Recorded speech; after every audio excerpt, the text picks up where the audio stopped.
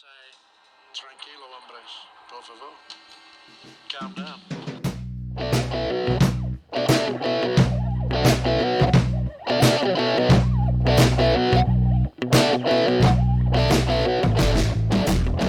So, welcome to episode 16. Hello, everyone. How's it going? This week we have a special guest all the way from Cork. Well, Cove. Yeah, I'm excited. I'm excited. It's our first guest. The only person that has ever commented or sent us a question. Our biggest fan, my brother, Luke O'Mahony. Welcome, Luke O'Mahony.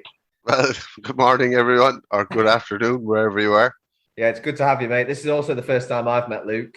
Yeah. It's nice to see his face. I've heard a lot of stories about him. Yeah. And so, yeah, it's good to have you on here, mate.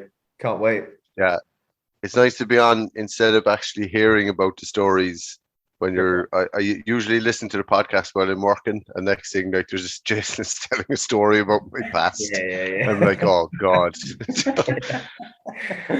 But so what we're going to do, Jason, today?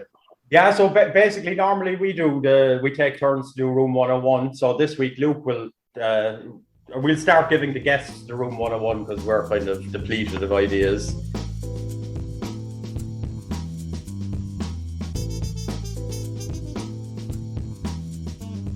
So I'm quite excited because we know each other pretty well, and our Room 101s, and we've only ever had one disagreement, haven't we? And I maybe only did that just to disagree. I think you did, to be honest. So it'd be interesting to see someone else's Room 101. Yeah, I can't wait because I cannot think what you are. Well, I know you're a contrary fucker, like, so it could be anything. I have a few in mind, but I could literally fill a hotel room, a hotel full of rooms, to be honest. I had to open a Room 102, perhaps. Up to one infinity, I'd say, at this stage. Like, I was thinking about what to do. Obviously, there's a lot of, like, the usual ones, like politicians and stuff, and wokeness and all this kind of stuff. But I didn't want to go down that route, so I was thinking about maybe clothing for animals or Space Invaders. That is a good one. Not Space Invaders as in the game, but the people, the people that come up too close to your face when you're talking to them. Then I'm glad you said that. I thought you were talking about the crisps. And I was about to go, nope. Then gluten was another one. I just don't get that. What do you mean? Then, like people who complain about gluten, or you don't like gluten? Gluten doesn't exist. It was just an excuse for people not to, or to feel sick, or I don't know. It's just nonsense. Like it's protein. Like, come on, do you know what I mean? Like, and then the other one was, it was like people that make excuses for not for not doing basic things, like COVID or GDPR. No, we can't do that because of GDPR. But I finally thought that I would go with a thing called cronyism. So cronyism, the dictionary definition of cronyism, I think it's basically people who get jobs or get roles or get things because of somebody else. Yeah. So they may not have the qualifications or the attributes to do the job, but then they're actually given the job. So the reason I say this is because both in my work life and in my, like, kind of leisure life, I suppose, in sport and stuff, I come across a lot of these people. Oh, really? And there's a kind of a knock-on effect to it. The knock-on effect is that some of them, there's actually a name for this as well, I think. Some of them know that they're actually not good enough for the job, but they still persist with it, and they still keep going with it while everything around them is falling apart. Yeah. So that sounds like every episode of Ramsay's Kitchen Nightmares I've ever seen. To be honest with you. Yeah, no, that's a very good example, actually. Yeah, because there is, and if somebody can actually put in a comment there of what it actually is, I think it's about the terminology is that somebody who's so stupid, but they're so stupid that they don't realize they're stupid. Yeah. So in Ireland, it's quite prevalent because it's like the jobs for the boys, I have a friend who knows a friend, and then he gets the job, but there's no big thinking around the fact that, look, you know, if we actually put this guy in there, this is going to be detrimental to everything we do. So yeah, I almost can't understand that, because if I was going to put, I know what you're saying, and if I was going to put I'd almost be embarrassed to put my friend in if I knew he was going to be terrible. Yeah, doesn't it? But that's part of it, though. That the people just kind of walk away and go, oh yeah, but look, you know, it's still Finn, you know, he's my buddy. Yeah, like, yeah, that's yeah. No, do you mean like, for example, you could say that me and you got jobs because of our father, right? But that's different, I guess, isn't it? I know the word for that. It's nepotism. Nepotism, yeah. Well, we got apprenticeship, but I think we worked hard at it and we did our job. You know what I mean? Even though you fucked up. Well, there was one thing I always remember my father doing, and he said when let's say, I'm sure Jason has explained this before in other pods, when we were working, you might end up on a different job, or there might be a job more local, and my father never picked up the phone to ring a guy and say, here, get Luke on that job, or get Jason on that job. And he never insisted on doing that, because he didn't want to fall into that bracket. No, I'm sure for you, he probably wouldn't have had a problem sending Jason down there, but he might not want to send me down there, but because I wasn't as good as Jason. But you know, that's probably where it came from. And Luke was a very, how do I put this politely, a very average electrician. Is that right, Luke? Yeah, I agree with that. Well, one of my first comments to my brother was I was pushing a drum of cable, earth cable, like it's called, right? Mm-hmm. And it was actually still on the drum. And whatever way I nubbed my finger off the wood, I got like a kind of a nerve spasm or something. And I asked him, could you get an electric shock off the drum cable? When it was actually on the drum.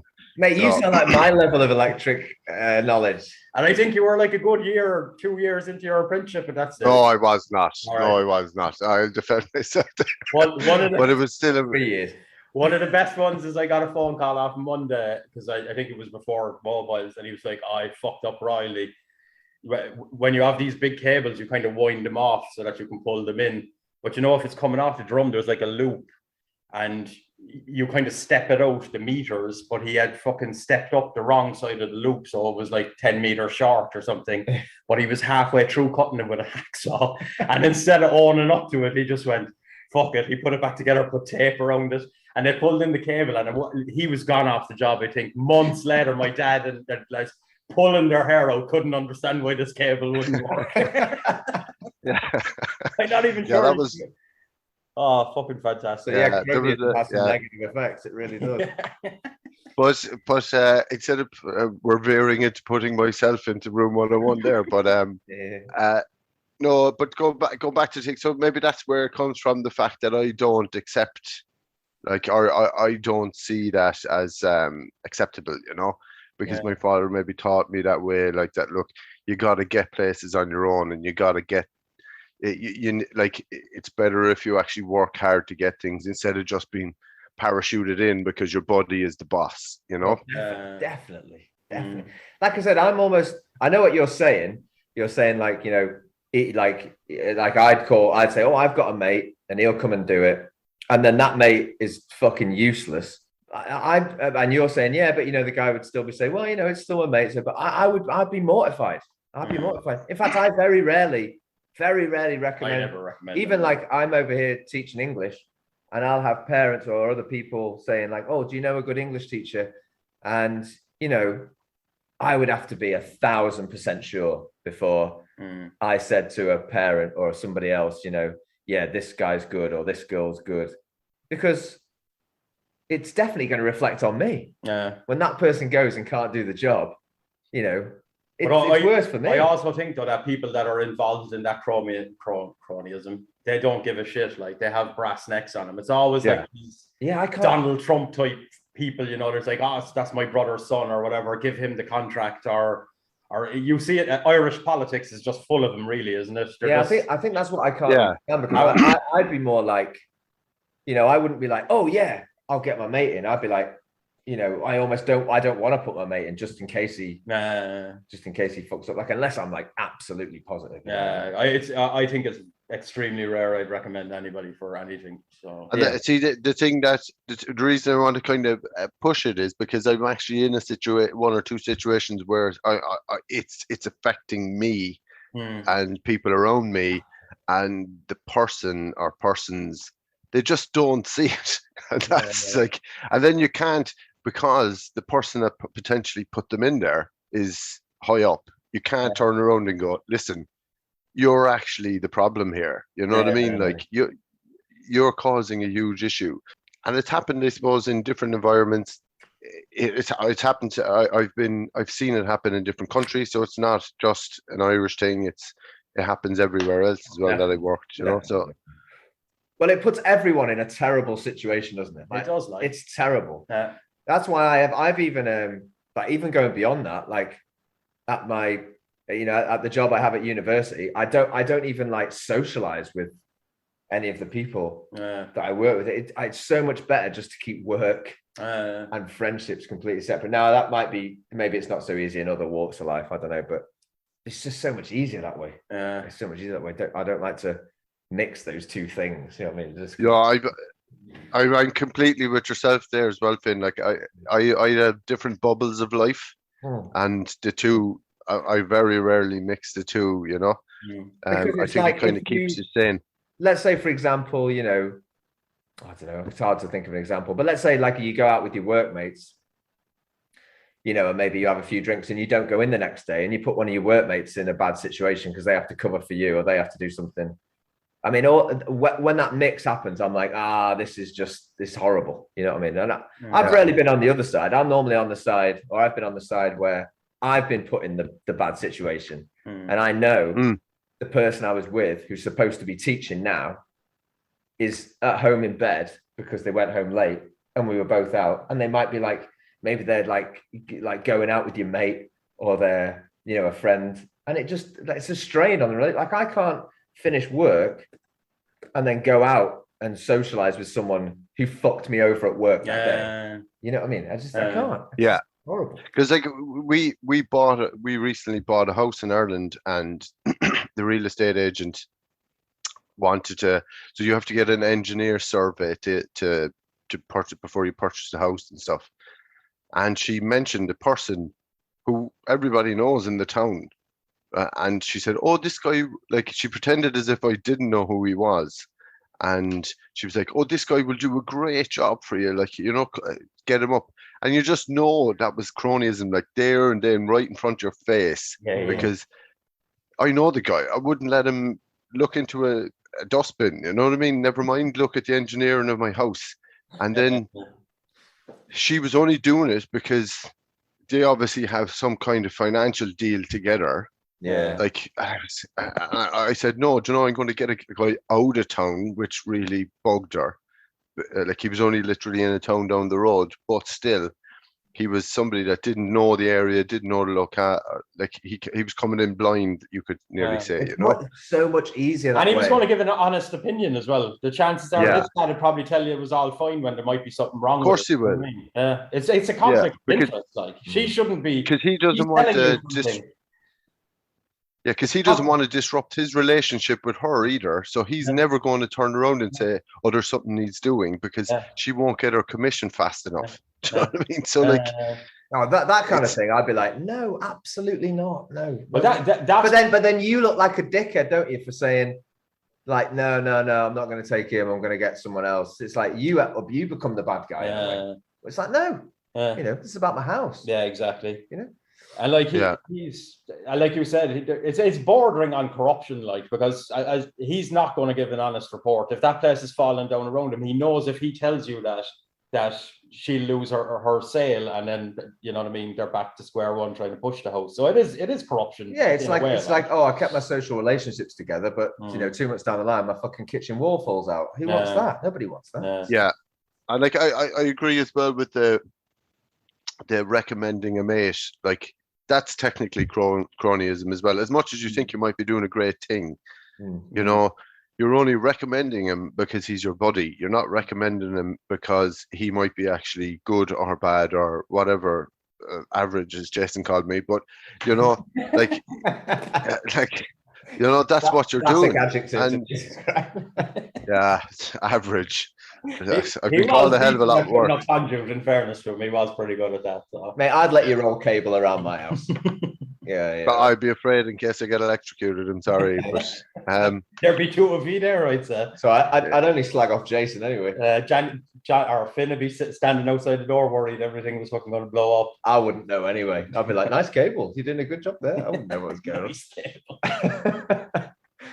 But yeah, so, no, yeah. So that's and one of the most famous cronyism was, I don't know, do you remember, this is going back a good bit, it was about the general in the Iraqi war. Remember when everything was blowing up behind him and he was like, no, everything is good, everything is fine. Yeah, like he was definitely one of Saddam's buddies, like that they just put in and said, hey, look, tip away there, you know. So the one where, you know, me and Dad used to go away do the paper machine ones. On one, I won't mention names, but on one of the last ones, I was kind of running it because Dad was somewhere else, and I got sent 2 apprentices, but they were linked to the top man. Well, again, I won't mention any names, but like the 2 of them were absolutely useless. Like, but there was no, and like a small job like that, your budget is very limited, and you have to get things done faster. You're going to basically lose a ton of money. And we basically were paying for 5 people, but we were only getting like 3 people working. Do you know what I mean? And there was nothing you could do about it because he was also the one that was I was communicating to him back how the job was going. I was reporting to him basically. So you can't turn around and go, when he says, why is the work not getting done? You can't turn around and go, because them 2 cunts are useless. Do you know what I mean? Because if you say that, you'll probably get fired. You know what I mean? So yeah, it's just shit all around. It's shit. and it's just it's so much easier, as we were saying, just to and it's hard for some people, you know, because you know your workmates you spend a lot of time with them, don't you? So, but if you can to separate those 2 worlds, it makes life so much fucking easier. It really does. Yeah. And it's just the biggest bugbear of mine is that the person at the top who has initiated the cronyism doesn't see the damage that it's actually happening, and it's ultimately affecting him or her in the long term. And that's where I kind of, as somebody who has been in like fairly senior management positions, like I would never even dream of doing that to myself. So you have to wonder where they're at. And their I suppose their commitment or their trust or whatever, their belief in what they're doing, like where's that? And I just think, as you say, like the knock-on effect, the pebble effect of it is just huge, and it's just completely fixable. You know, it's like that's why I really can't understand why people do that, because I think I can count on like 2 fingers the amount of people I've recommended for a job. I swear to God, because like, you know, I just like to deal with my life, and I'm worried about like my reputation. The minute I recommend someone, I'm now worrying about what I'm doing, and I'm also worrying about what that guy's doing every day. I don't want to worry about that. So I'd rather just not recommend anybody. And people ask me all the time, please recommend someone. And I just say, oh, if I come across anyone, I'll let you know. I just kind of, you know, try and just brush it aside, and but it's very, very rare that I do that, you know. And I think, and what you have now is you've a load of these companies, like they offer you money to refer somebody to them. Like when even, and like that now, okay, I have trust in the people at the process beyond that they will wean out the people that they think isn't suitable. But if you're that way inclined, you're just going to be throwing CVs in the door just so that. How can you possibly trust? It's like, you know, it's like the situation with the doctors in America, you know, like if they're getting a cut, if they're going to prescribe you a medicine and they're getting a cut for that medicine, how can you possibly say that they have a completely subjective point of view on this medicine? Of course they can. Massive conflict of interest in my eyes, like That's it, boys. That's my room 101. Now, I probably should have went with clothes for dogs, but look, I thought Well, that you can put that in as a bonus. Anyway, cronyism, it's a no-brainer for me. Clothes for dogs would have lasted about 5 seconds. It would have been yes, open the door. or clothes for animals. Put It the was, I dogs think. in as well. Yeah. The dogs have got no self-respect. Dogs with shoes. Well, we I give mean, him a come 2. on. I think we should give him a 2 for 1. Put in cronyism and put in the accomplice, clothes for dogs. All right. Well, yeah, I'm definitely going to put into Room 101 recommending your mates just because they're your mates and they're no good at the job. Yeah. Absolutely, of course. Yeah. Definitely. Yeah. No-brainer. She's in there. All right, mate. Congratulations. Thank you. Congratulations. Your first one's in. Whoop, whoop. Nice. So that's Room 101.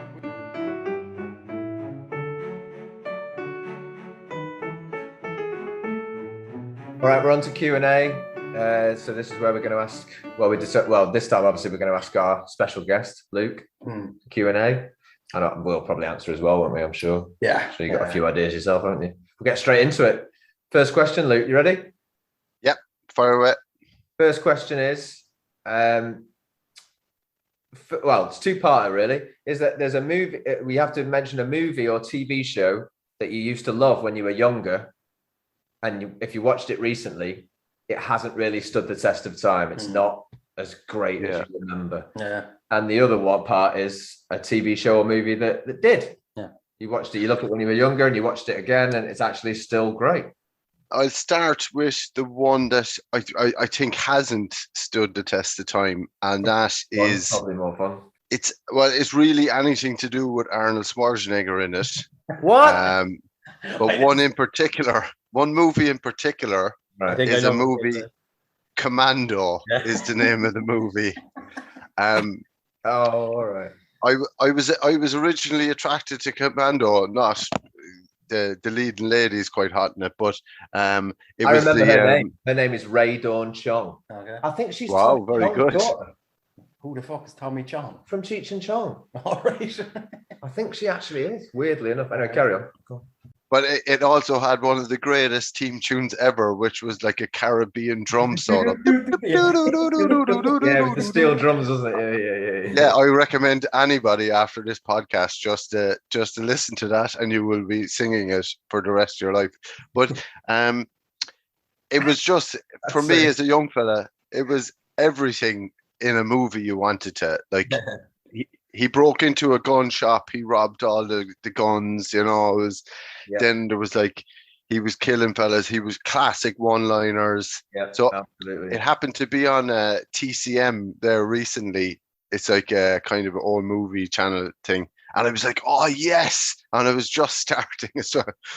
And within 10 minutes, I was on my own when I was watching it, and I actually felt embarrassed. Do you know when you're watching things and you feel, oh my God, it's cringing? And I was thinking to myself as I kept watching it, I was going, how bad did some movies have to be to go straight to VHS if this was actually accepted in the cinemas? So I'm having a hard time with this. I'm not going to lie to you. But no, man. I watched Commando pretty recently too, and I know what you're saying. To be honest, I think Commando was mine as well. I'd agree 100% because it's just one cheesy line after the other, and it's just total over the top violence. Like that is like. Yeah. You know when they throw the grenades and you can clearly see the lads are jumping on trampolines to go over the hedge. Like he takes a guy's head off with a blade from a grinder by throwing it. Like, come on. Like that would just ping off the guy's head. He might have a little scratch in his forehead, but he would shoot you. Like, it wouldn't scalp him. You're right. There's also the thing that the main bad guy. I remember when I was a kid, I thought that guy's badass, and now he looks like a reject from the Village People. Mate. Oh, he looks camp like a fat Mercury. Like, he's got leather pants, chainmail, fingerless. He's gloves. a chainmail vest. Yeah, it's just insane. And I will definitely give you that. I remember thinking he was a pretty badass baddie. But the thing is, in that movie, there were so many other badasses, but he was the main baddie. He was supposed to be the guy that could trouble John Matrix. And he was just a fat Matrix. Basically. You know what I mean? He also rocks up to an island on a dinghy, right? with more ammunition than a small African nation. And then and then proceeds to change into clothes. And like, no, everybody knows that if you change into clothes on the beach or near the sea, it's not as easy as he makes it out to be. Like, No. so it's just complete. The explosions effects. There's guys like it's just so fake. And then You've got to remember the classic line at the beginning. Why don't they just call him Girl George? It would save all the confusion. That's when you started to get embarrassed, isn't it? I think. I was like, whoa, what's going on here? Like, this isn't what I watched when I was 13. But it's He's all dead like, tired.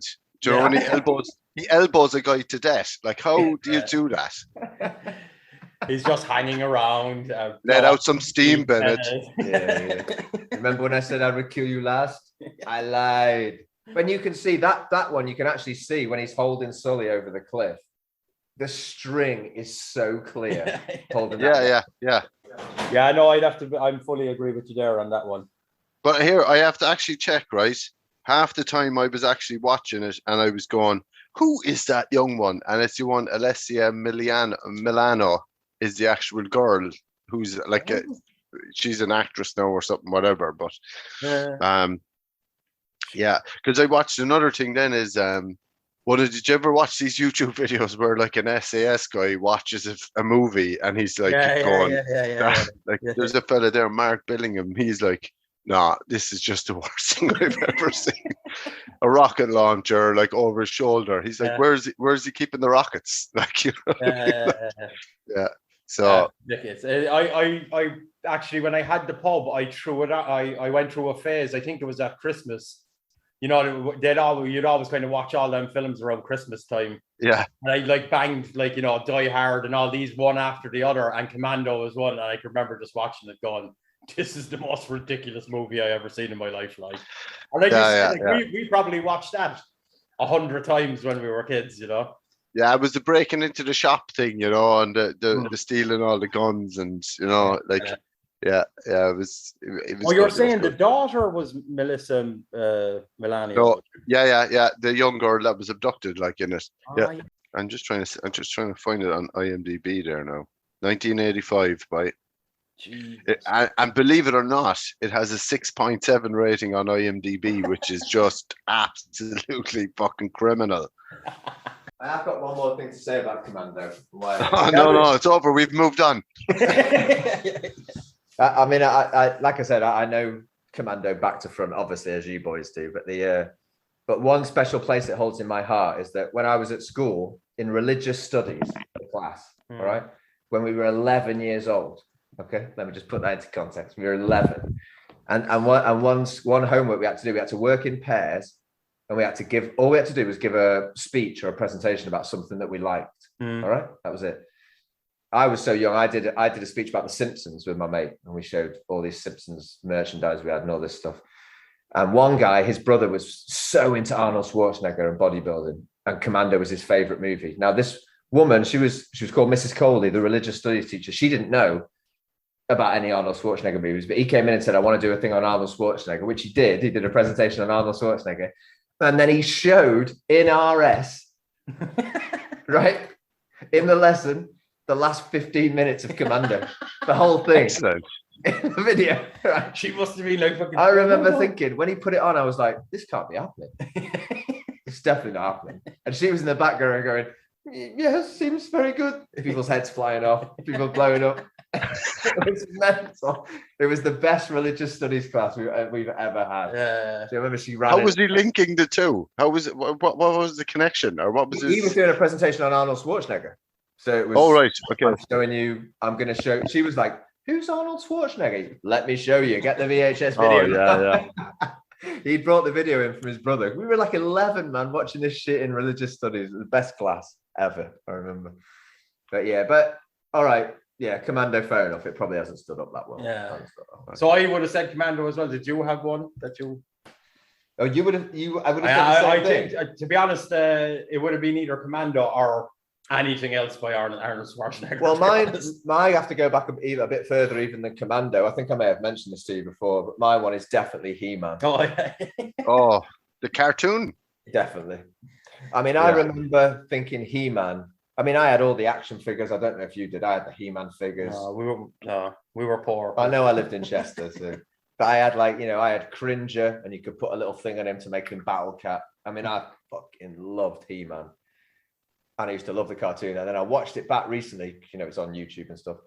And I was just shocked at how bad. Yeah, I remember you telling me that. They have like 4 scenes that they keep reusing over and over. Yeah, I was going to say that. Exactly. They've got the one where someone runs towards the camera like that. And I think it's even the same body for everyone. Skeletor runs to the camera the same way as He-Man does. They just patched his head on. No, it's not like all cartoons are bad, because if you watch Thundercats back, that's actually still pretty decent. And Jason and the Wheeled Warriors, that's still pretty decent. Jesus. Yeah. But He-Man, I was shocked that even at like 7 years old, I could watch it and think it was good. That I was that shocked by how like you said, there's literally like they painted 5 scenes and made every He-Man cartoon out of those 5 scenes. It was awful, absolutely awful. So that's mine, He-Man. Cool. He-Man. All right, so one that did stand the test of time. Okay, so I might get ribbed for this now, and look, it might be completely entitled, but recently I sat down, I had a bit of time, and I watched 1 or 2 episodes of Friends, and I hadn't watched Friends in a long, long time. We were just talking about this before you came Literally before you came on, we were talking about Friends. And I genuinely laughed a few times, right? Now, I wouldn't have been, when Friends was around first, I was not a big follower of it. If I saw it, I would have watched it, but I wasn't like, the way people, like, it took over the world, really, in a sense, like, but then I went through a stage where I kind of would watch it if it was on, when like basically Dave channel was just Friends all day long. Well, it's basically on 365 days a year. Yeah. So like recently, then there was two episodes on, and I watched it, and I laughed out loud, and I thought, look, this is, do you know why I kind of liked it? And it's probably, I think it was meant to be thrown off Netflix as well, I think, is because it was, when you listen to some of the jokes, you probably wouldn't get away with them nowadays. No. Because they're kind of kind of borderline, like sexist or whatever. Yeah, I know what you mean. Like, like they're really there was only only like 2 black people in the whole of the 10 years of Friends. Yeah, that's true. Yeah, and and one of them was chased out for like fancy, Joey or whatever the fuck, But So look, that's. I think it is a show that has like, and even like we were lifting something the other day, and the first thing somebody went was pivot, like it's things like that. Like I think it does stand the test of time. Literally, no lie, we were just talking about that before you came on, saying that we think it's one of the. It was a great show. The first 3 seasons are a bit dated, but after that, it's superb. Like it is very good. Because what I like about it is it's 25 minutes. So like it's, if you have nothing to do, it's 25 minutes. It's no brain TV. You don't have to switch on and it'll give you a giggle, it'll cheer you up. You walk out the door and forget about it. You put some mini KFs in the oven. When the episode of Friends is finished, they're ready. So it's perfect. I don't think you can. I mean, Friends was just, whether you like the style or not, it's written very, very well. That never dates, in my opinion. Never dates. It is written very well. And well, like I said, we were just talking about it, how it's great. Yeah. But was it you that was telling me? Someone told me this. I thought it was you. That someone told me that they always have a laugh track in Friends. And I think on YouTube you can watch like a couple of scenes where they take off the laugh track. It's terrible. It changes it completely. My God. It changes. It's shocking. But was Friends not done in front of a live audience? It was, and that's what makes it even better, because they were literally doing all their takes in front of people. Imagine how hard that is. It's hard enough to do a bit of acting if there's nobody in the room, let alone. Yeah, sorry, not a laugh track, just people laughing. Yeah, but it was. I think they also, the laugh track, they put it in. They probably edited it around as well. And as you say that, then I'm trying to picture it in my head. and It's I so can't weird. hear the laugh track. So weird. No, but I think it's one of the. Now that I bet you go and watch it now, you'll know it'll be like standing out. But I Okay, think yeah, it is yeah. one of the better laugh tracks. It's not very. It's quite subtle. You know what I mean? It's not. Now, when you watch it without the laugh track, there's long pauses between the jokes where they're. You know what I mean? You can clearly see they're given time to have the laugh. But when it's in, you don't notice it as much at all. I mean, I think even with that, there's still there's some classic scenes in Friends, you said, Pivot, and I love that one where Joey has become a cowboy to sell perfume, and he's sliding milk down to Chandler. Yeah, just taking away a laugh track wouldn't really matter. It's just funny. It's just funny. That Pivot. I think if you watch Seinfeld without a laugh track, I think a lot of people would realize. I don't like him. It's actually not that funny. It's actually not. It's terrible. And that pivot scene is not like Del Boy falling through the counter. Like it's not one. I don't think it's hilariously funny, but it's entertaining more than anything. Like, I think Friends was very good because it's very, very hard to remember like a bad episode. You can turn on Only Fools and Horses and you can say, "Oh, I love this episode. Oh, this one's all right." But like you said, any Friends episode that comes on, you're like, I'll watch this. I'll watch it. Yeah. You'll stick it with true to the end because there's so many different characters. I think you'll probably prefer one or two characters, but look, that was the one for me anyway. So yeah, that's fair enough, and I think probably it's fairly well accepted because it literally never stops playing. Yeah, so it must have stopped. And it's not. It wouldn't be my sense of humor either. Like I'd be more like down the like of like Alan Partridge kind of funny, that kind of way. But it's maybe that's what makes it so special is that it does still attract me and it's still entertaining, you know. Well, I totally agree. What about you? You mentioned it there a minute ago. Only Fools and Horses for me, I think, is just phenomenal. Like it's so old. Some of them look a bit dated, all right, but I think the humor in it still is just phenomenal. Like, and there's no way they can air that anymore. Today, some of the Only Fools and Horses episodes, you're like, oh my god, they go pretty close. Like, there's no way you could get away with that in this cancel culture we have now. No, not a chance. Not a chance. But it is. Gary. Like, I could watch any episode of it. I mean, it's not as bad as like In Sickness and in Health. Have you watched? Jesus. Oh yeah. Or even we watched in the pub one night. We watched Little Britain. There's no way you get away with that either. Today. No, not a chance. No. Like, which is a shame. Like it's only. But it's scary to think that that's only like it's a few years ago. A few years ago, you know, and how it was drastically changing. Yeah. Look, you can. A thing that kind of bothers me too is like, you know, Irish people are always perceived as being hilariously funny, but we're very bad at doing comedy. You know, the only one that we probably have mastered is Father Ted, obviously, right? What about the Young Offenders? Young Offenders is up there as well, I think. Yeah, and I'm surprised that's on. Like that's caught on, you know, because they're just likable characters. I think more than because Cork is the thing. I think in a sitcom. I thought The Young Offenders is one of the best things I've seen in recent years. I thought it was absolutely brilliant. The movie's amazing. Yeah.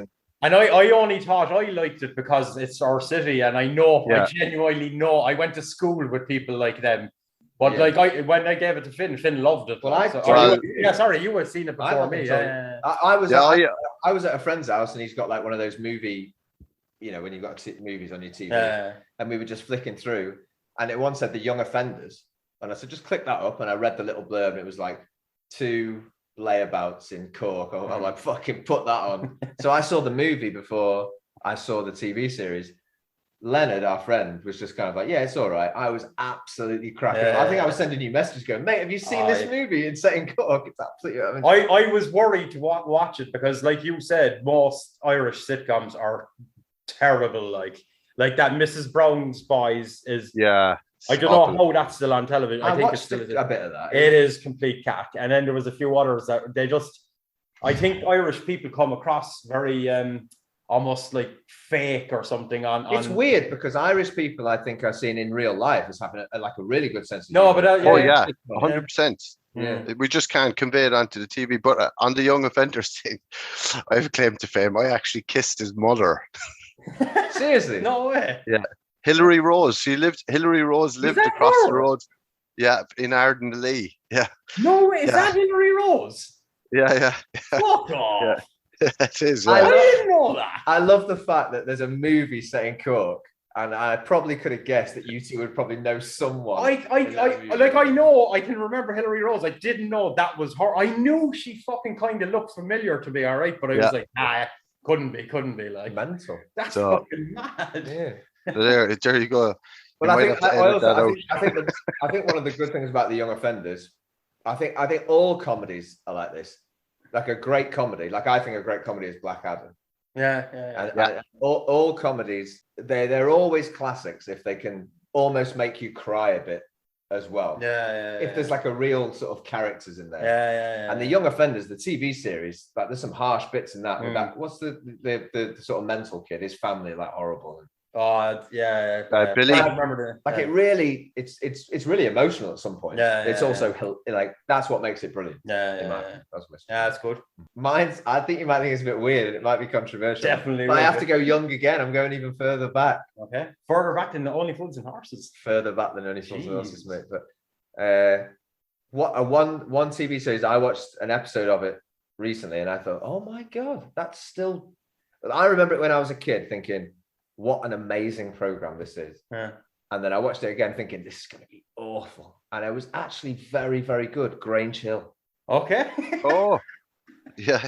That's a blast from the past. Grange Hill. Jesus, I don't know. Mate, how many good fucking storylines were in that? There was good storylines in it. Samo doing smack, Rolly. Yeah. Say no. Yeah, Ziggy the Scouser when he came into like the school, and but I watched I think I watched the episode with one of the episodes with Zamo, and oh my god, still Yeah, it's just brilliant child actors in that. Yeah.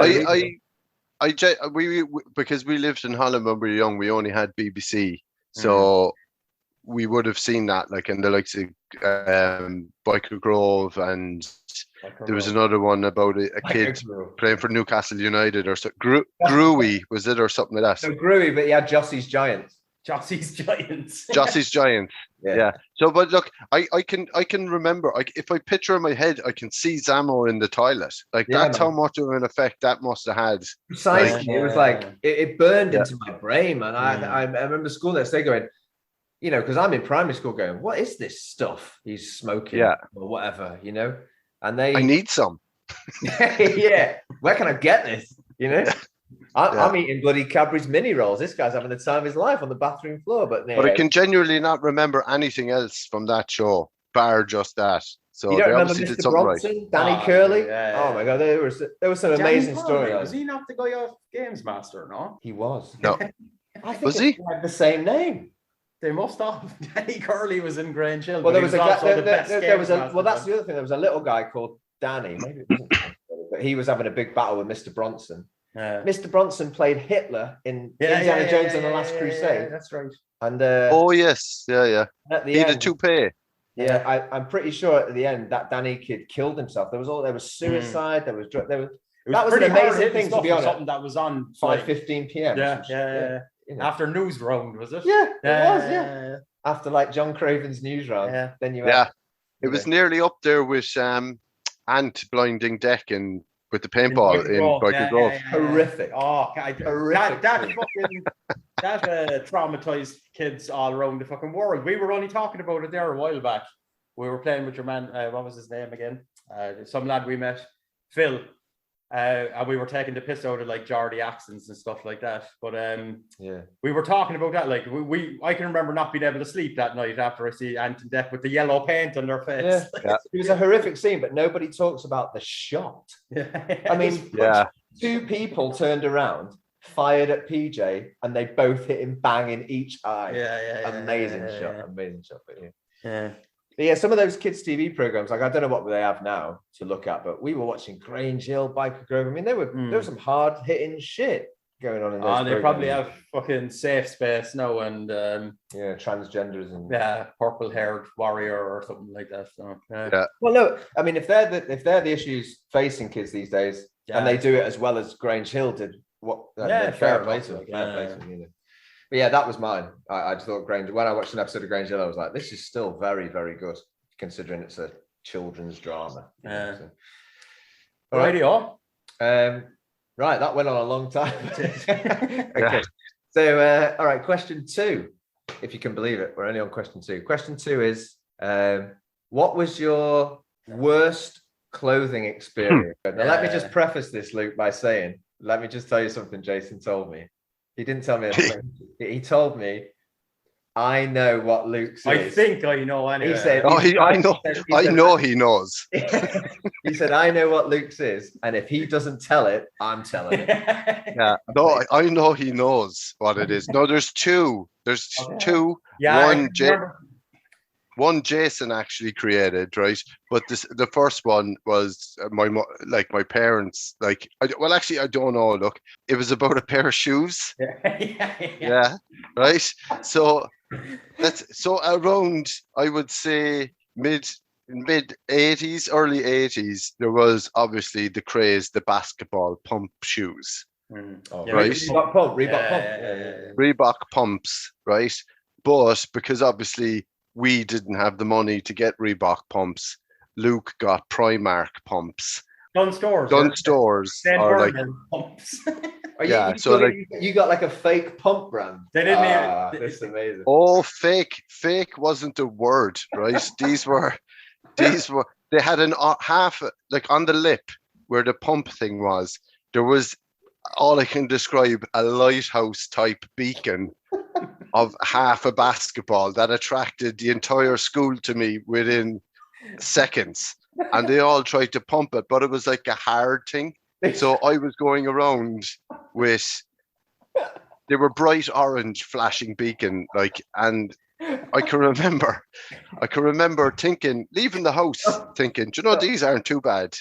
And then getting to school, and you loved them when you left the house. You thought you were fucking Michael Jordan, like. Yeah. And then I ended up being Michael Jordan's nan.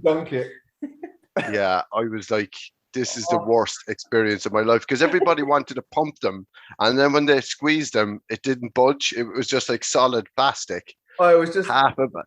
Oh man, that is amazing. Oh, but I never felt for you so much in my life. I can remember like everybody chasing you around, like, and fucking, it was horrific. It spread through the school like a virus. Like it was like kids from I had never even seen coming up trying to have a poke and look at this, and I was like, I couldn't take them off because I couldn't go around school with no shoes on. I'm so glad that you said, because Luke, honestly, I feel for you now, man. Yeah.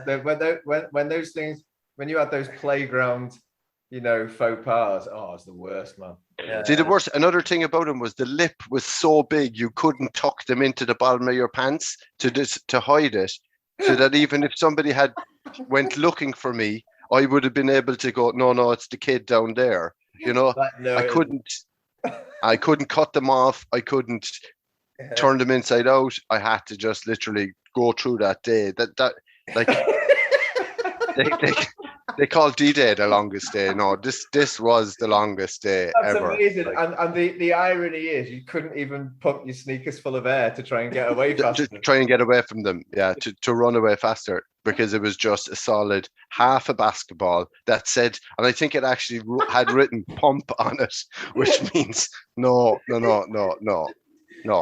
can't pump them. Oh no, stop! This is too much. So what were they called again? Dunn Stores. Dunn Stores is a shop in Ireland, but St. Bernard was their brand, like, so. It was St. Bernard pump. I don't think it's. I think it just said they were literally black shoes with this half of basketball on the tongue thing. That, as you said, was so big that you couldn't tuck it. Because I think I can remember saying to you, "Why don't you tuck them in?" And you were like, "My trousers aren't big enough." Yeah. When you walked, they were so big. They actually made the noise of a basketball, like bouncing off the ground. So look, I remember you like pleading with Mom, like, I can't wear these anymore. Like, it was. So thank God it was before the time of. It was way obviously before the time of mobile phones and social media. Because if that was the case, I would literally still be a meme right now. Like. Yeah. So that's what Mom says. We have pumps at home. That you'd be that meme, definitely. Yeah, that's what it is. Can I have some Reebok pumps? We've got Reebok pumps at home. Yeah. Oh, sorry, Exactly. dude. So Sorry for laughing, but that is no, that was the second worst experience, and I kind of hanging myself here on this one was, but it was out of anger out of my brother, right? There was one incident where maybe may have drank too much, right? And I ended up in like kind of like an A&E, and they were trying to just wake me up and stuff like that. My brother had like drink and he was so angry when he came out that he put a tracksuit pants, right, and a woolly jumper. Was it a tracksuit pants and a woolly jumper into a bag? What do you mean? You and mean like he had to come and sort you yeah, out? yeah. So they said, look, can you bring a change of clothes for him, right? So they brought. I'll bring his So I'll bring his Reebok pumps. No, he brought a pair of suit shoes, a tracksuit pants, and a woolly jumper. So when I was leaving the hospital, I was actually in worse condition than I was actually brought in. So it was. So that was the second worst. The joy of it was I couldn't remember it, so that was good. But I did wake up the next morning going, "Why am I dressed like a gay traveler?" You know what I mean? But look, That's so mean, man. But fuck Yeah. that guy. How old were you? I was in my late teens, I'd say early 20s. In my You party were days, definitely like legal age to drink it anyway, because it was the time Angel was there as well, wasn't it? I think it was the New Year's Eve party. I think that I may have Because it was came late. It was one of my exes found you in a puddle of water, and she said you were like halfway in the water, halfway out of the water. Remember Yeah. Leanne? And she came to the door, and like Angela was only just in Ireland, I think, at the time, and like Leanne then fucking had to introduce herself. Was oh hi, I'm Jason's ex, but you have to go to the hospital because your brother's there. Like so, I think I was fucking. I was like, this guy. So I was just like, I grabbed. Jason was like, I'll go in the fancy dress box. Yeah. Oh no, it wasn't even. It was in. Do you know the lost and found? Yeah. Like it was in a lot for homeless people, a lost and found for homeless people that they'll go, nah, I'd rather go around without a pants. So yeah, so that's my second one. That reminds me of fuck it, what's that movie, Bad Grandpa, when Zac Efron has to come out wearing, they're like, do you want the pants with blood or the pants with semen? And he's like, I guess I'll I'll take blood. Yeah. The best thing I remember, I think I would have probably had a hard time forgiving you after that one, but when you walked out, you made me laugh so hard. You went to the the desk in the A&E, and you just went up to her and, well, what do I owe you? As if it was like a hotel. Yeah, the joys of partying, I suppose. But you didn't give a shit back then. Like it was. There was you had another. Not to segue here now or move on swiftly, but there was another questionnaire. You said the item of clothing, the worst item of clothing, and now I look back at it, it has to be football jerseys. So football jerseys. Yeah, there was a question there. The worst item of clothing, the worst item of clothing or something.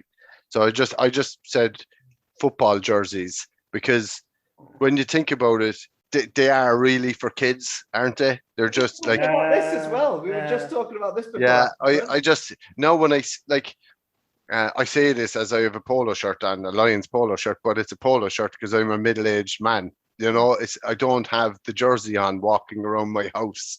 You know, I have no problem with people wearing jerseys to matches, and for a few points after.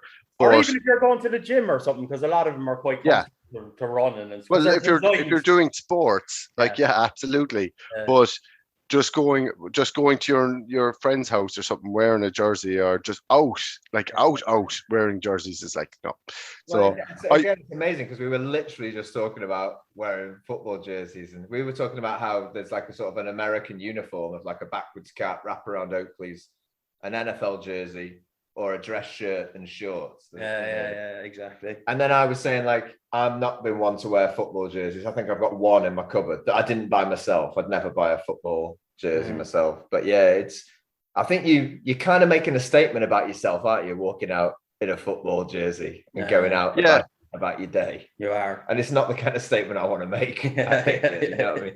In my opinion. Well, I used to wear them all the time when I was young. Like all the time I'd have a football jersey. No, I don't. I'm not an avid football fan anymore, but it was a had to be, like I had to wear them. Bar the fact that like the increased risk of BO is just massive because they're just made to make you sweat. Yeah, you know, totally unbreathable. Yeah. So I don't like yeah. it. Yeah. So, All so right, that's my fair. I'm clothing. not sure if that's worse than The pumps than are- St. Bernard's pumps are Reebok the pumps, honestly, but yeah, I'll give you that. I'll give you that. Yeah. You got a worst item of clothing? I mate? actually I can't think of one, to be honest. I'm sure I had a lot. Everything we basically had growing up was fucking super cringe. Like when our mother used to make us shop in Holland in this shop called the Weebra, which is like basically the only other people shopping in there was like Suriname kids that Refugees. Yeah, refugees. And you'd always come up with the brand was Longstreet.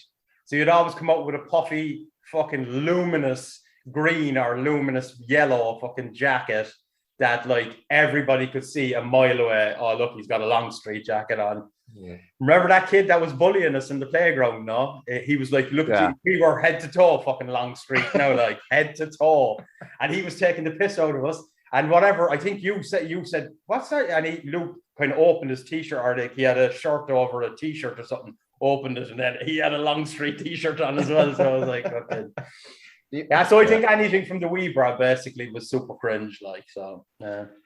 I think my worst item of clothing, and I remember the worst thing. I think the worst thing about having a worst item of clothing is when you know, like you knew immediately when you were wearing those pump trainers, this is a mistake. No, he didn't though. That's why. So well, funny. No, he did at 9 a.m. when the school bell rang. But it was I don't know, it might be when I think I must have been. I know I must have been about 13 or 14. It must have been, and I was into like new age travelers.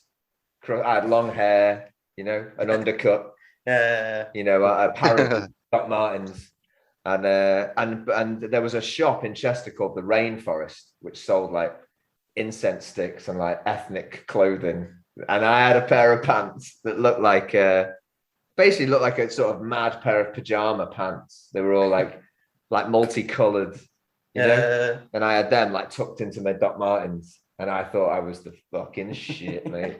I really did. That's why I think it's even worse, because you realized after a couple of hours, but these things I wore for forever. I don't know, probably had for like a year at least. I probably bought like 2 or 3 pairs. Like I thought they were amazing, you know.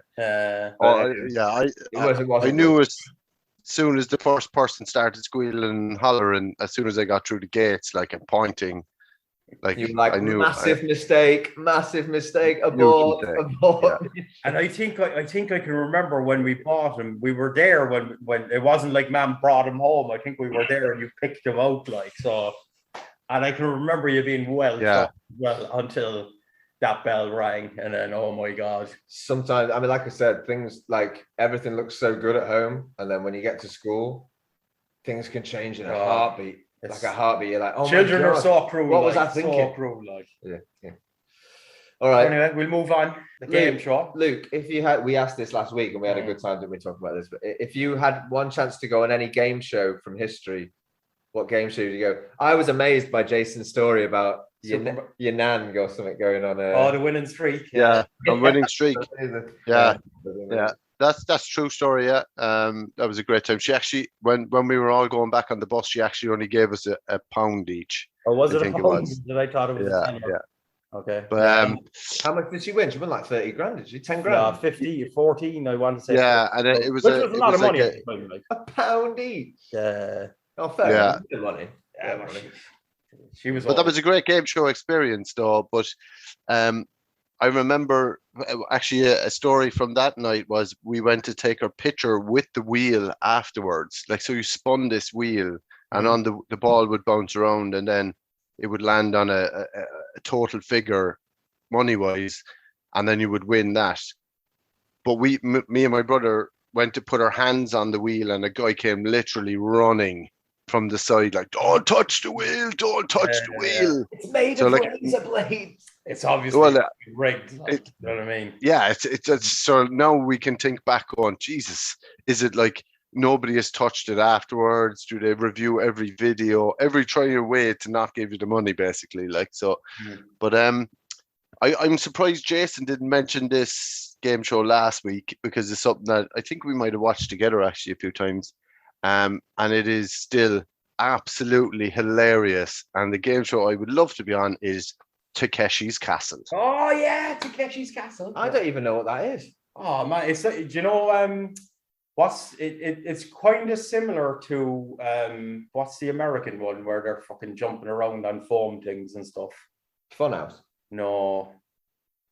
Anyway, it'll come to me later. It's a contestant show. It starts with, I think it used to Oh, start do you have to with like run and jump over to and things they're are all swinging different. around? And stuff. But the beautiful thing about this is it's Japanese, so they put the people through absolute torture. Like I think it started with like 100 people and they dwindle it down to like the last 10 or something, and then Tasheki, whatever his name is, comes out, and they ride around on these little trucks firing water cannons at these little targets and stuff. It was brilliant. Yeah, I'm not sure. It used to be on like again one of these Dave channels or something, like you'd have 5 episodes after each other in the morning or something. But I'm not 100% sure was it Japanese. It was like kind of maybe Korean or something like that. But it was the same. Like obviously the big buzz now at the moment is the Squid Game, you know. But it was like the Squid Game without killing the contestants afterwards. But coming pretty close, like. But similar kind of games where like they would have 10 styrofoam doors and you'd have to choose to run through a door, and some of them would be solid timber. So like you'd run as fast as you can through this door, and next thing people would just boing straight into solid timber. So it was Japanese. Yeah. Was it? Okay, yeah. It was silly but hard as well, like because some of the things were extremely hard, and then obviously the consequences were rough enough at times as well. Because I think Chris Tarrant did a kind of a sketch show or kind of another show then where he showed clips of what was the original Takeshi's Castle. Oh, where Tarrant there was on two TV showed that. Yeah. He used to use some, but I think this was the original Takeshi's Castle, like a more towards the Squid Game, because they used to actually, one of the games there was they used to draw a target on the person's chest and send them into a forest at nighttime, which was full of mosquitoes, and they'd get points by where the mosquitoes would have bitten them on the chest. I did see that. I think I have seen that. Yeah. I have seen that. Yeah. So I think Takeshi's Castle was kind of like a family friendly version of that. So that's the game show I definitely would have liked to been on. It looked like great crap. Let me ask this, Lee. What time was that on telly? Again, like it's like on one of these,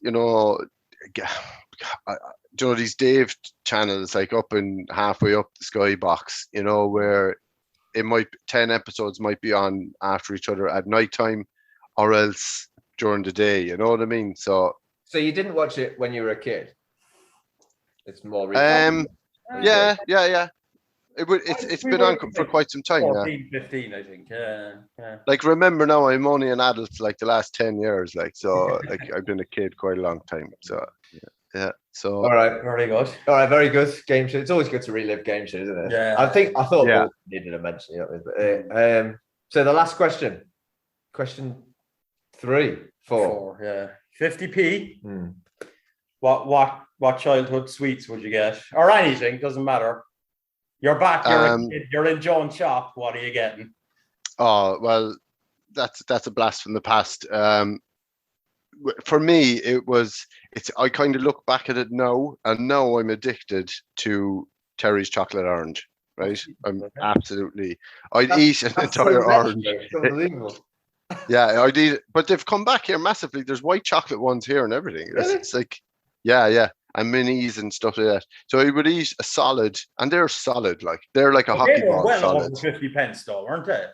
No, but I think this came from my love for a thing called a chomp bar. A chomp bar, you had a chocolate orange flavored one as well. That's right. Yeah, really? Yeah. It wasn't limited. I think it was limited edition thing, but I don't think it was around forever. But I remember them. I don't remember. It may not have been called a chomp bar either. It might have been called something else. It had chomp, but it had like an orange packet or something. It was just the packet a little bit different. That must have been an Irish thing.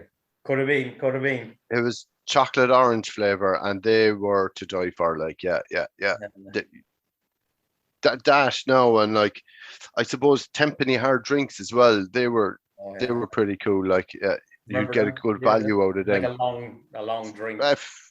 Froze pops or freeze pops or Mr. whatever they Freeze. are. Yeah, Mr. Freeze. Mr. Freeze, yeah. Oh yeah, I remember. So They were another great. thing then is another one I had then was like so we used to live next to this hill called Stream Hill, and at the bottom of Stream Hill there was a chipper, and on like winter nights you would go across the road to the chipper, and you'd go in and ask her, did she have any potato fritters, right? So a potato fritter was basically, like potatoes inside batter.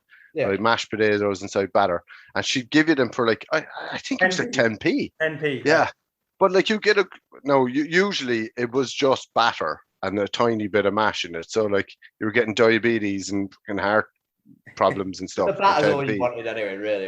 Yeah, exactly. Like so that those are the three things I picked out. Cool. Fair enough. Well, is there any other 50p? Well, that's a pretty good one, especially the Mr. Freezes. I remember them big time. Yeah. I think I'd go, if I had 50 pence, I'd go Refresher Bar, Wham Bar, Frosties, Chomp. That's way more than 50p. No, they were all 10p. Oh, no, they were all about 10p. Packet of fucking, what was the green packet of crisps with they were like, Wheelies? No. Wheaties. Meanies, yeah. Meanies. They were so vinegary they'd blow your fucking head clean off your shoulders. Corn flavored snacks, like they're just so. Burger bites as well. Burger bite. They were like balls, weren't they? Yeah. I remember. Oh man, like there's just so many things you could buy for 50p. I know Jason takes the piss out of me. I'd have probably had £1.50, but too posh. We were doing this before, and I was like, I thought he'd come up with like, the 10p classics. Like he was like a boost bar. I was like, what? A boost bar? Fries. Fucking Christmas, like a packet of After Eights. Ferrero Rocher. Fries, mint chocolate. Yeah. Exactly. Yeah. I think I probably would have bought a Lindt chocolate rabbit, mate. Toblerone, yeah. Something like really posh. But I mean, like I said, with Jason now, I'm always like second guessing. I think of something, I'm like, oh, it might be too posh for Jason. And then the worst thing was, you said, what's your favorite meal from a kid? And I was like, macaroni and cheese. And you went, we never had pasta. I'm like, oh, fuck it. I don't know what to say. I don't know what to say. Finn, this is no word of a lie. We went through a stage, and this is genuine, right? Where we used to microwave a slice of cheese and eat it melted. That was a delicacy in our house. And then, and I don't want to sound like J-Lo here, like that. We're like, we're so poor and we've come back from the block. But how like, did you eat it? Did you have a spoon? You just kind of edit. Like, just shoved it in there. It was fucking delicious, though. In fairness, like. Oh, it's lovely. And then you keep going back for more. Or then it was just like the pizza, like a bread, cheese, tomato ketchup, and a bit of Worcestershire sauce on the top, and we thought like maize. That still sounds all right now. Yeah. The cheese slice, like imagine that. Feeding your children now. How random is that? Like, we must have had. It must have been. When did man go for the big shop? It was like Wednesday. That must have been like a Tuesday. That was Tuesday. Nothing in the fridge. Rather we do microwave a bit of cheese. Yeah, microwave cheese.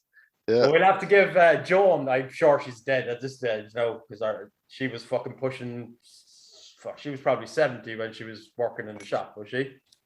60. Yeah, she was old. Yeah. She used to hate one of our friends, Yui. Remember, she absolutely hated him. I think because he threw a banana at her window one time because she wouldn't leave it. He had a dog with 3 legs, and she wouldn't leave the dog in or something. So he threw a yogurt. It was a yogurt. It was a yogurt. Yeah. A yogurt. He had a banana in one hand and he threw the yogurt at the window. So she hated him ever since that day. But he was in one day buying. Remember, we had 25 penny drinks. They weren't. I think they were only like 250 ml. And he asked her for. I think he asked her for the orange, and she handed him a red lemonade one. And he went, "Sorry, I wanted orange." She just turned around, close your eyes, and imagine. Yeah, getting her own back. And he did. He was like, all right, fair enough. Jason mentioned that I remember there a while ago. Frosties. Frosties were like they were dangerous when put inside an elastic band and fired across a classroom because there was a friend.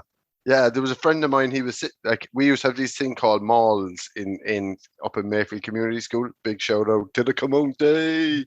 But there was like it was just like a big open area, right? And each like year would sit in there. And there was a friend of mine had a Frosty and an elastic band, and he shot it across. It was like, I don't think he understood like that these things were like, geez, they were solid enough. Like they were dense. Those things were dense. Yeah, and it hit a fella in the eye, Pa McNicholas in the eye, and it tore his cornea or something because it just, the bit of sugar on the outside. Like, oh yes, it nearly took his eye out. Yeah. So like, for 10p there, like, like you don't need to be going away getting any high-tech weaponry, like, just a Frosty and an elastic band, and if the guy that shot PJ Duncan and the 2 eyes, I was going to say it sounds like a scene from Commando at this point. Okay,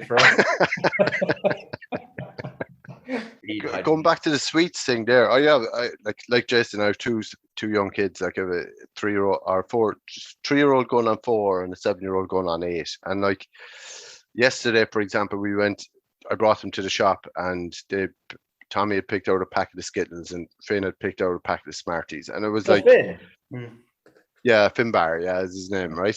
So it was like maybe €3 or something like that. But like I did look and go, there is no selection for kids like we had. Now it's either crisps or bar of chocolate, whereas there's no counter with all this. No, they have the sweet shops, like they're built like old style sweet shops, but they're just too expensive. You know what I mean? Like they're like the fancy fucking craft fucking sweet shops.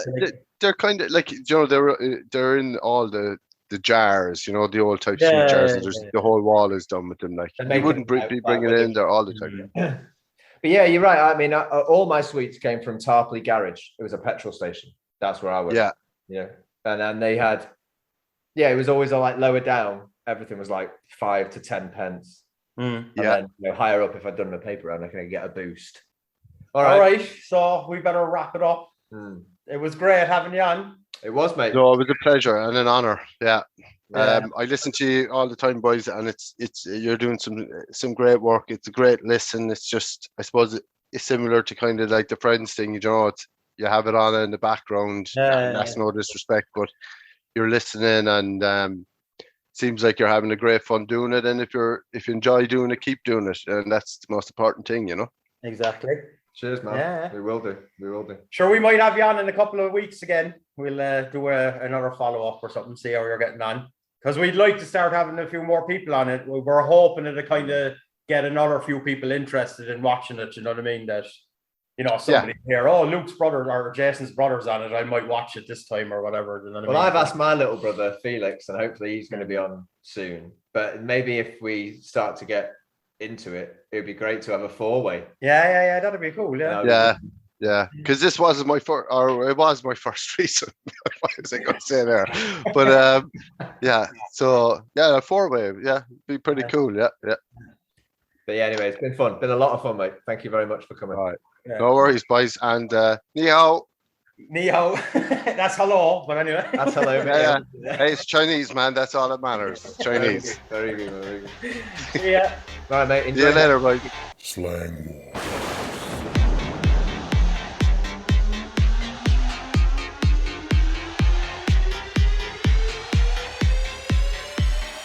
Wars. Slang.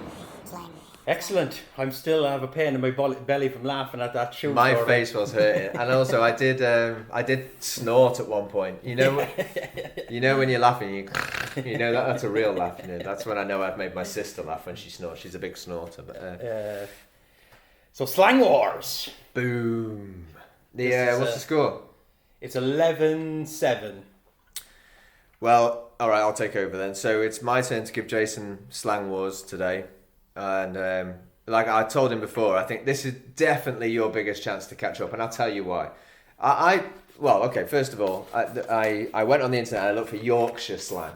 Okay. Because Yorkshire, Yeah. they got some. For a minute there, I thought you were going to come at me with Cork slang, and I was like, "Oh shit! If I don't get these right." Oh, that's a fucking good idea. Anyway, but anyway, I'll tell you what I said. Like, I tried to. I thought I'll search for Yorkshire slang because it's almost like. Often people say it's like the Texas of England. They're kind of like their own. Do they? Yeah, they do because Okay. because Texas has got like its own flag, and they consider themselves not really American. They're Texas. Yeah. There's America and Texas. Okay. And Yeah, Yorkshire's a bit like that. Yeah. In a way. So I thought I'd look for some Yorkshire slang. The discovery I made when I was searching Yorkshire slang, which I don't know why it is, but I half of the words I use. Okay. So I've changed it a little bit from Yorkshire slang into my slang. Wow, Chester slang. I'm Basically. doing my area of slang. Right, the first one is Bagsy. Bagsy. Okay, now I'm not. If you're not that sure, I thought you would have been like, okay, obviously I know what that is. I kind of want to say it's like, is it a bag of weed or something? But I doubt it, right? Why, it's not always about drugs with me. Mate. Bagsy. Bagsy, I think. Fucking hell. I haven't a clue. I mean, it's a verb, so it's something you do. Yeah. Is Like, it think like about a it, game? like I Bagsy, you Bagsy, or something. Oh, is it is it tag, like that game that you chase each other and No. Okay. Right, so sentence. Yep. I Bagsy the front seat. I claim. Actually, no. I bag. We used to say bag. I think I bag front seat, so I should have got it. Like, Fair enough. Well, I'll give Cool, you one cool, point. cool. Give you One one point. point. Give you 1 point. I should have known that because we say I thought you bags. should have We known say that. we don't say bagsy, but we used to say I bag that or But we do say Bagsy that. Oh, Yeah. and we say that. Oh no, Bagsy. yeah. All right. Well, this one, I'm amazed that this was Yorkshire slang because I thought this was just my mate's older brother who made this up. But so the Yorkshire one was Nesh, Nesh. Nish. But we used to say Nish, but it meant exactly the same thing. So it must have come from the same kind of word. Nish. Like nice. No, it was Nish yesterday. Shit. Bad. No, Oh no. cold. Oh fuck! That doesn't even make sense. No, it doesn't make no sense. But it makes no sense. But apparently in Yorkshire, in Nesh means like I can feel the cold. But we just used to use Nish, at least in my group, like a noun for like, oh, it's Nish. Okay. No, I never heard that one. I don't even think I've ever heard it being said, to be honest. So. All right, 0 points. The next one, I don't know which one to choose, but I reckon you'll get both of them. But especially one. Okay, I'll go for this one. Mardy. I'll give you one extra clue. I thought you might get this one because it's the name of a really famous song by a group you probably like. Not the full name, but it's in the name. Party? No. All right. I saw him last night, but he was a bit mardy. Angry? Yeah, I'll give you that. Bad mood. Yeah, bad mood. Oh. You remember the Arctic Monkeys did Mardy Bong? Ah, yeah. Yeah, and they're from Yorkshire, aren't they, buddy? They are. Yeah. Cool. But we used to say that. We used to say it a bit different, like, "Oh, you marred ass." We used to say, like you're in such a bad mood, kind of thing. Don't get mardy about it. Not bad. Well, Two points. it's like I always think. To me, it's like you must know that. But then I realise you come from a completely different country. You know? No, but even when I'm doing the Cork ones, I sometimes thinking like, he'll definitely get this. But then when you say him, you realise you see the person's face. not gonna You're get like, he has no idea what that is.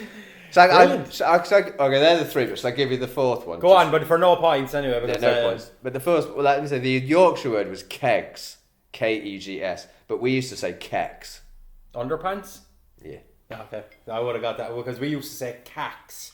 Yeah. So it's pretty close. Shit, it's a shame you didn't give me that one. But okay, that's 11-9. So you have 4 and I need to get 6, is it? Well, I didn't do a Yorkshire accent, but I felt it was more mine, so Yeah, no need. I adapted it a little bit for me. So Cool. all right, So that's this week's Slang Wars. 11-9. Well done, mate.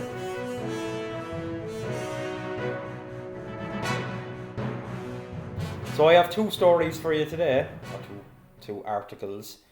I won't dwell on them for too long because this podcast has gone on fairly long. The first story is about a wet market in Shanghai that Prada decided to I saw basically what happened. Like a wet market is basically like a grocery market where you have vegetables, meat, all stalls and stuff. But Why is it called a wet market? Because they have crabs and stuff. I'm not sure. Seafood. I think so. I'm not sure where the name comes from. It seems to be just a Chinese thing. I've never heard that term before. No, me neither. But basically, what happened was Prada did a marketing thing where they decorated the whole market in like they have a kind of a pattern that they use. Yeah. And they decorated the whole market with it. And also the vendors were given like Prada bags and boxes to wrap up the vegetables and stuff like that. Now, in a way, it's kind of marketing genius, right? Because now there's been loads of articles about it. But what I found out recently is that there was, and this is what I think is wrong with society as well, is like there was all these like Chinese influencers from I guess Weibo and WeChat and whatever started going to the market, buying vegetables so that they'd get the Prada bags, and then they would like take their pictures and whatever else, and then they'd go outside and dump the vegetables into the bin basically. Really?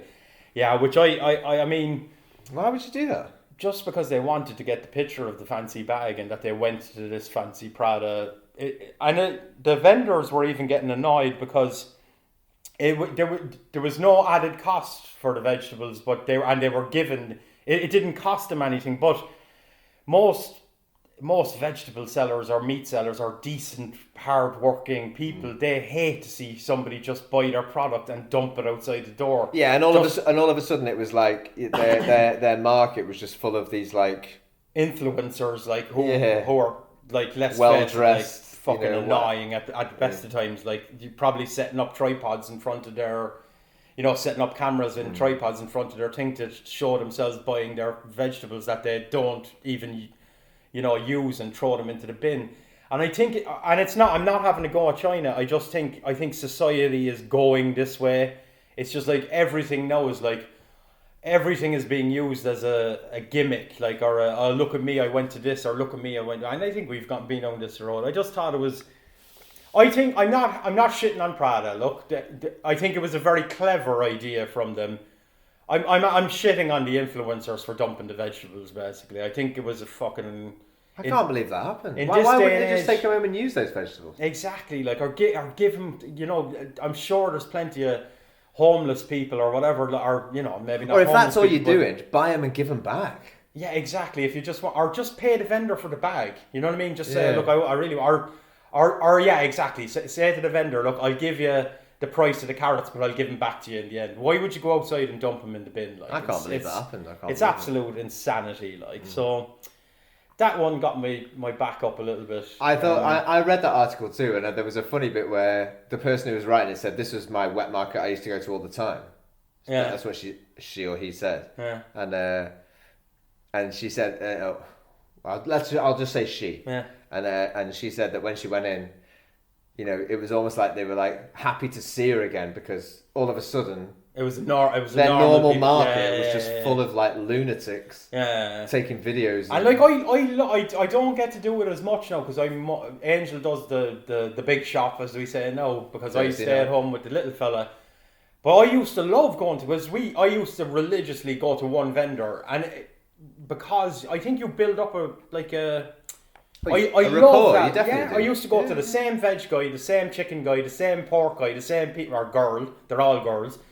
I used to go to them all, and like, they recognise you, they say hello, they ask you how your day was. Yeah. I like that feeling of going to a market, but yeah, I go to the market down the road, and I'm like, if I'm buying tomatoes, the woman's like, "What are you making today?" Yeah, exactly. Like, it's nice. Yeah, it's nice. And we are losing that. Like, everything now is being fucking delivered, and you barely look at the delivery driver, and I like that. I think it's a good thing. So, but they're also salt of the earth people. You always know they're good people. They're like the one we go to know. If I pick up an onion and she sees like it's a bit damaged, she like takes it out of my hand and goes behind the thing and gets the new ones and gives me the good ones. You know what I mean? Because that's true. That happens a lot. Yeah, I'm sure she's probably charging me a bit more because I'm a foreigner, but I don't care. Do you know what I mean? It's still cheap as hell. Like, but no, but you're right. You get that kind of slightly personal service. Like even the fruit shop down at the bottom. I'll go in and I'm looking at, let's say I'm looking at a box of oranges, and she's like, no. You want, even if it's like a totally different fruit, she's like, no. Get these kiwis. Yeah. And I'm like, I just say, okay, fine. You know, I wanted some oranges, but give me a bag of kiwis. They're not suggesting them just to make another sale. They're suggesting them because they know what's good. You know what I mean? And I like that. So it must be bloody heartbreaking for them to have a load of these posers come in. So fake. And like, you know, just because they want a fucking piece of Prada paper that they wrap around or a thing, and then go and dump their beautiful fresh produce in the bin outside. Like, maybe we should even explain this a bit more. Maybe it's like not quite clear, but it's like just a common or garden outdoor, semi-outdoor market. Yeah, they are indoors, market. but it's like all the doors are open. Like, yeah. And then they just selling vegetables and fruit to the local people. It's like a farmer's market back home, basically. And then all of a sudden, Prada decide we're going to put like a big Prada sign outside. Yeah, they decorated the hell out of the place. Like, it's like all neon the walls pink were, and shit. And they're like, which I'm not shitting on Prada. Like, I'm sure, like, that was one thing one of the vendors said as well. He said, we kind of bought into it because we thought it would, like, bring us a load more customers, but all it really did was bring us a load of headaches. For an afternoon. A load of people were just in there to take pictures and stuff, and he said it kind of drove away our normal customer base because they were like, oh shit, it's too busy. Well, imagine if, she's probably not called Gladys, but let's say Gladys from down the road. She's just finished doing a bit of square dancing. Yeah. You know? Yeah. She's going to go, I'm going to go and buy some broccoli. Yeah. She comes in and, you know... There's 7,000 tripods set up and girls dancing in front of her. Yeah, you know what I mean? Like, the whole market's full of the Kardashians. She's like, what the hell's going on? Yeah. Yeah, it's weird.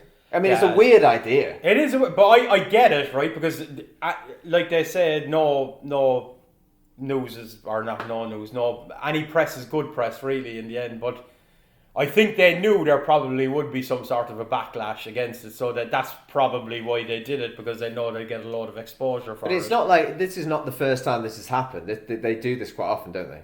I don't think it's the first time. Okay, it's the first time I heard of it, but you're probably right. I'm sure it's not the first time it's been done. But it's a very weird thing. I also think it's a weird thing. It's a strange match as well, because people who buy Prada are probably not going to wet markets. Yeah, it's not it's not your target market. So my local wet market is not Prada's target market. No, and they were definitely hoping for a bit of controversy, or that it was so bloody ridiculous and it worked, right? Because there's articles about it now. Doesn't make me want to buy Prada, to be honest. I don't care, but like I said, most of the people I see in my wet market, like, I literally see them bargaining over a couple of mao. Yeah. Like, no joke. Yeah. You know, the woman will say, "Oh, it's like 3 UN 20 or for whatever. 20 kilograms." Yeah. And the woman's like, "I'll give you 2.8." Yeah. Now, this is not Prada's target market. No, it's not. So it's obviously a bit of a media thing. That reminds me of another thing as well, is if you have the means, if you're poor, fair enough, have a go at bargaining. But these people are not millionaires either. No. I think people that have money that are bargaining with vegetable salespeople are also scumbags, right? I think that. Okay, fair enough if they turn around and you buy 4 apples and they turn around and say, that's £1 million. Of course, that's ridiculous. But 9 times, I walk out of that place, or Angel does, with I would say the best part of 5 to 6 kilos of vegetables for about 60 to 80 RMB, and you're like, this is not expensive. No. Do you know what I mean? I'm always amazed that people are like what they bargain over is unbelievable. Yeah, you can hear the people. Ridiculous, you can hear the people next to you, and she's trying to buy a carrot. Yeah, it's not even like a bag of things. Like a carrot. Yeah, and the woman's like, it's like 3 mao. Mm. And the woman's like, oh, I'm not so sure. Maybe I won't have carrots tonight. I'm like, for fuck's sake, give her 3 mao for a carrot. You know what I mean? It's insane. It's insane. But anyway, that one kind of got me back up, not because of Prada. Now, normally, I don't like the big brands, but I think it was a clever idea for them to do. But it was the reaction to the people that went to go and take the pictures and stuff. It's just fucking sad. It's ridiculous. The next story then was I'll go over it fairly. Basically, which I laughed because I thought this would have definitely been illegal anyway. But in Hong Kong, they have now made upskirt pictures. I saw that. Illegal, which to be honest, I thought it probably should have been illegal. That's what all the well, commenters right? said. They said this was still legal. Yeah. No, and this one is about, and this is what I thought was. Now you know me, right? I'm not like you're not a big upskirter. I know that. I don't. I would like, to be honest, I appreciate the female form, but I wouldn't be going around taking pictures. And I think anybody that does it is a fucking weirdo, to be quite frank. But the reason I brought up this article was it was related to the comment section.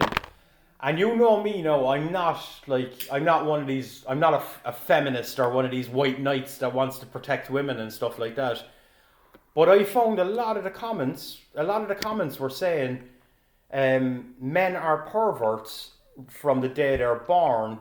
Women should not be wearing short skirts out and stuff like that. I actually read that comment. There was more than one, and then I read down through them, and I could feel myself getting. I was like,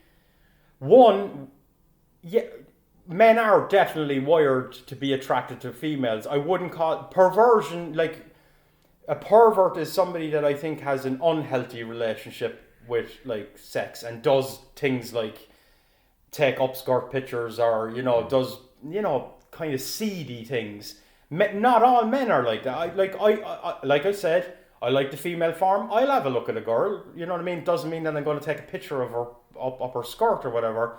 But it doesn't make me a pervert. But that's not what I'm annoyed at. I'm annoyed at the fact that they're trying to say like that it's women's fault because they shouldn't be wearing the short skirt and kind of it's like she was asking. Funny you should say this. She was asking for it, like she got raped because she had a mini skirt on. That's fucking rubbish. Like I said, no, I'm not one of these white knights that wants to protect women and stuff. But lads, get your shit together. Like that is absolute ridiculous talk. Like, I mean, a woman is more than entitled to go out in a short skirt if she wants to and not get her fucking picture taken up her panties. Like, that's, all right, you're right. Somebody turned around now and said, oh, a woman should be able to walk down the road with a short skirt and men shouldn't look at her. That they're also being ridiculous, right? Because of course a man is going to look at her. But I'm talking about, you can't use that. Like, people that take upskirt photographs have something wrong with them mentally. But what I'm saying is, looking is not that bad. It's taking it to that next step and taking a picture up her skirt and then posting it online and sending it to all your friends. Yeah, that's fucking... That's an invasion of privacy. That's like, yeah. Look... Like, you see there's lads that are hanging around, like, they showed a picture of a lad hanging around under an escalator. So, like, yes. This is a situation where they're actually, it's predatorial. They're actually waiting for it to happen so that they can take a picture of it. Those people have a fucking problem. Yeah, definitely. Do you know what I mean?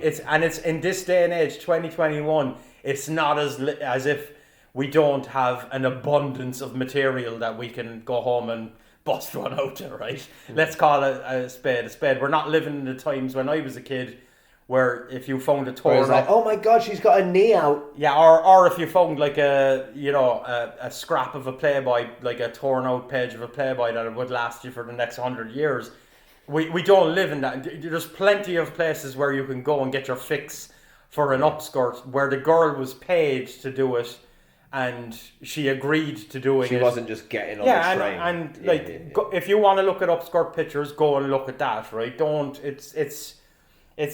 but basically the news story, it was the commenters. I could not believe how many men were saying it's her fault. It's basically the woman's fault for wearing the skirt. Like, I mean, if it was acceptable, I'm sure it is these days acceptable for me to wear a skirt, but I'm not going to do it, right? Because I'm old school. I think you'd look good in a skirt, man. I'm pretty sure I would.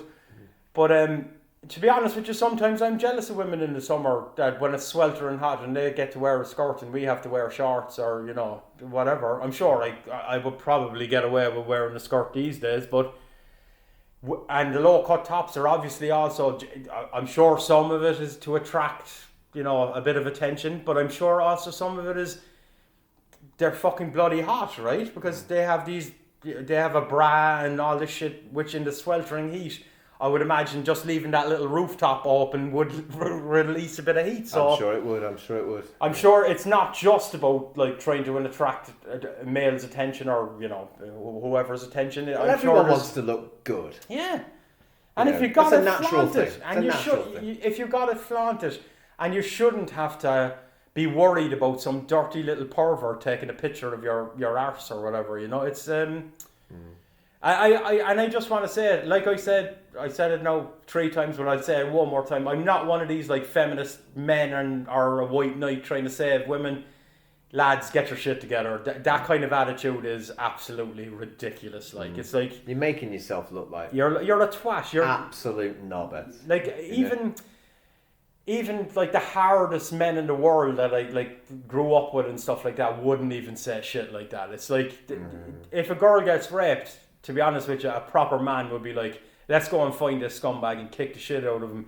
They'd never be like, what was she wearing? Yeah. You know what I mean? It's like, come on now, lads, get that shit out of your fucking heads. Yeah, it's I agree absolutely with that. ridiculous. Like, All right, well, okay, news story done. yeah, I guess yeah, that's it. I mean, I agree with you.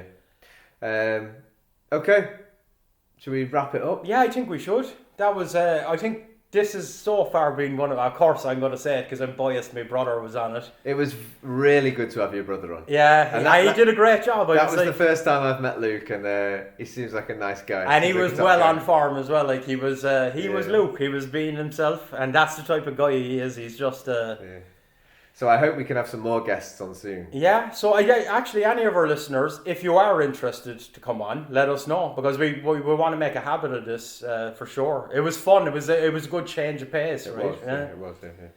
So if you're interested, drop me a message or Finn a message or send a comment or whatever you want. But yeah. And we'll look forward to seeing you all. All right, Jason. I think they called you Luke then. Jason, it's always good to have you, mate. It was an absolute pleasure, mate. Absolute pleasure. See you guys later. Bye Take bye. care.